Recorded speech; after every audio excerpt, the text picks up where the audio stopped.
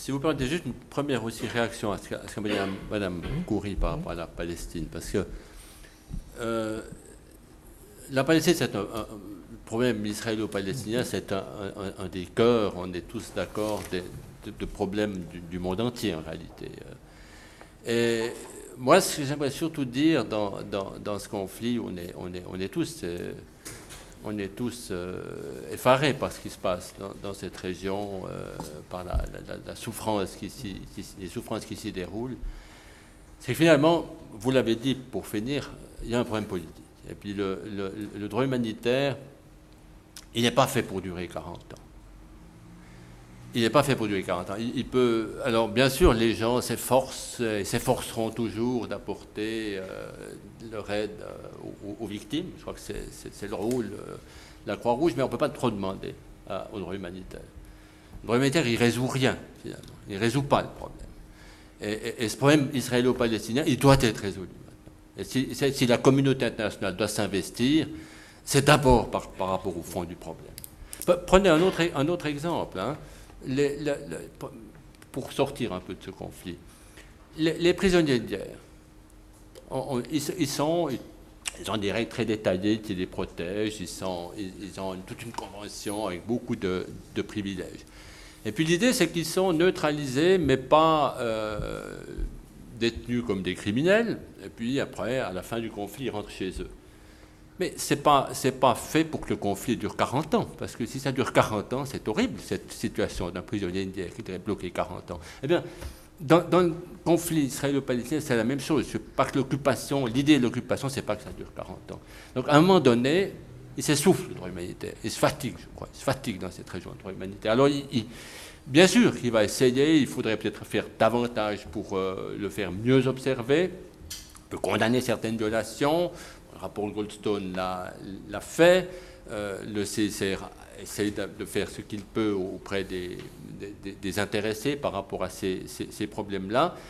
Mais ce n'est pas lui qui va apporter une solution. Et dans un conflit qui dure depuis si longtemps, je crois que si la communauté internationale doit intervenir et de manière beaucoup plus énergique et plus efficace pour trouver une solution acceptable pour tout le monde, c'est sur les problèmes de fond et pas seulement sur les problèmes de respect du droit humanitaire.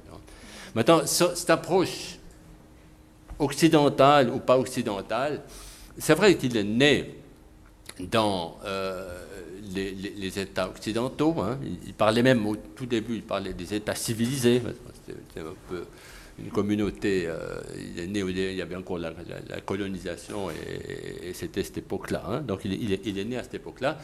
On a beaucoup essayé de démontrer qu'en fait, il a ses racines, les principes de base, on les trouve un peu partout. Hein. On les trouve un peu partout dans les grandes religions, y compris dans le Coran, dans les règles indiennes du Mahabharata, on les trouve dans les règles japonaises, dans la tradition africaine. Ce n'est pas des principes qui sont réellement le monopole de l'Occident. Ce serait bien orgueilleux et prétentieux de l'Occident de prétendre que la solidarité, la compassion, le respect de l'autre, c'est un monopole occidental. Je crois qu'il ne faut pas le dire.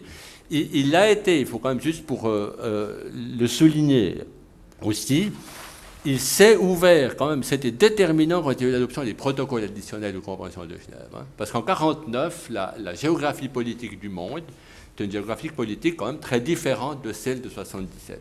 En 1977, on avait déjà le processus de décolonisation qui était engagé, et les États nouvellement indépendants ont quand même introduit leurs exigences. Notamment, l'exigence la plus compliquée, la plus délicate, c'est elle d'admettre la guérilla comme moyen de combat, tout en respectant la distinction. Il y a un compromis qui a été trouvé, très, très compliqué. Il y a eu d'autres choses. Hein. Il y a eu le rejet du mercenariat, la mention de l'apartheid. Donc il y a quand même beaucoup d'éléments qui ont été injectés dans le droit humanitaire en 1977 qui venaient réellement d'États qui n'étaient pas les États occidentaux. Donc il s'est ouvert. Alors, il peut subsister une perception d'un droit humanitaire occidental, mais je crois que ça ne correspond pas à la réalité de ces principes, et même ce serait, de nouveau, je reviens là-dessus, arrogant de prétendre que les principes que j'ai décrits au début de ma précédente intervention sont des principes dont l'Occident a le monopole.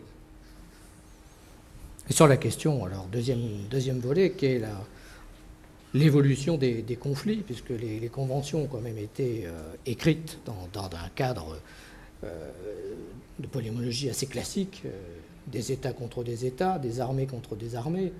Et aujourd'hui, 60 ans plus tard, on est dans un paysage complètement différent. On voit les civils de plus en plus mêlés à ces conflits, avec toute la difficulté donc, de protéger ces populations. Vous voulez que je réponde là-dessus? Bien sûr. Oui.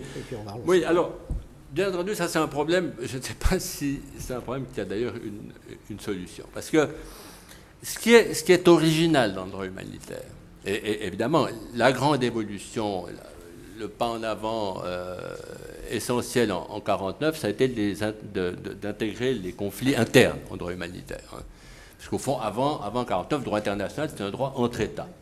Et puis on a donné cette idée qu'il y avait des parties à des conflits internes et que ces parties à des conflits internes avaient leur mot à dire, leurs droits, leurs devoirs, leurs responsabilités dans un conflit armé. Alors, le grand problème, on y reviendra, je ne veux pas être trop long maintenant, le grand problème, c'est que pour faire respecter le droit humanitaire dans sa dynamique, il faut qu'il y ait quand même des interlocuteurs qui puissent contrôler Si vous voulez apporter des secours quelque part, il faut bien que quelqu'un vous dise « vous pouvez apporter ces secours et je ferai en sorte que votre convoi humanitaire soit respecté ». Donc, au fond, le droit humanitaire repose sur l'idée qu'il y a quand même des parties qui sont capables d'organiser de manière hiérarchique, alors pas forcément des États, hein, puisqu'il a ouvert cela au conflit non interne, des partis qui ont un certain degré d'organisation et avec lesquels on puisse dialoguer et qui puissent permettre l'action humanitaire. Si vous n'avez pas ce minimum de structure, les situations totalement déstructurées, eh bien, le droit humanitaire a beaucoup de peine à se mettre en œuvre, tout simplement, parce que pratiquement, ça devient extrêmement compliqué de pouvoir agir s'il n'y a pas ce minimum d'organisation. Maintenant, alors, on reprendra la question, je ne vais pas allonger maintenant, toute la question est de savoir à quel niveau doivent être ces partis, qui sont des interlocuteurs avec lesquels on peut dialoguer, quelle est la limite, quel est le cadre, est-ce qu'il faut élargir ce cadre? C'est une question qu'on peut se poser, mais il faut toujours garder à l'esprit que s'il n'y a pas ce minimum d'organisation, s'il n'y a pas des interlocuteurs qui peuvent dialoguer et prendre certaines décisions à l'égard du territoire sur lequel ils déploient leurs forces, eh bien, le droit humanitaire, tout simplement dans la pratique, ne peut pas s'exercer.